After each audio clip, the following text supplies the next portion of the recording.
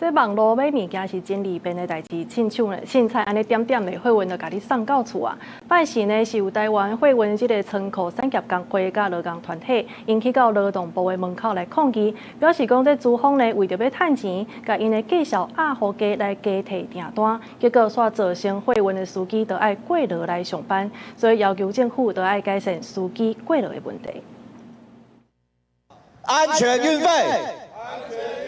避免剥削，客货运缺人力，交通部没作为。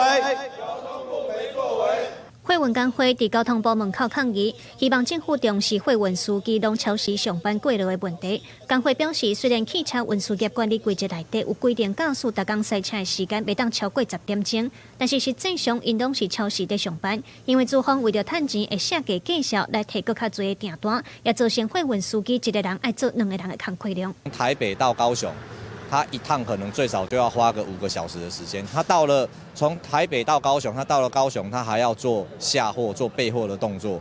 完了之后，他还要回高雄，这怎么想他都不可能是10个小时可以完成的。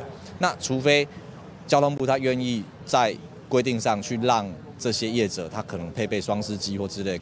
工会讲，即马因为司机真欠人，若是问题无改善，会造成愈来愈侪司机无想要做。建议政府应当爱和工会协商，定出上佳的安全运费保障。司机若是超时违规，资方和货物发包业者嘛，就要连带受处罚。交通部出面接电证书，讲会登去了解和业者来协调。我会跟业者这边来做一些协调啦，然后也来做一些盘点。那像有关客货运的人力，我们事实上一直都有在跟业者来这边做一些了解，看他们现在的到底他们的这些运能够不够，或者是司机够不够啊？如果说有需要一些不管行政上面的协助，我们会都来帮忙。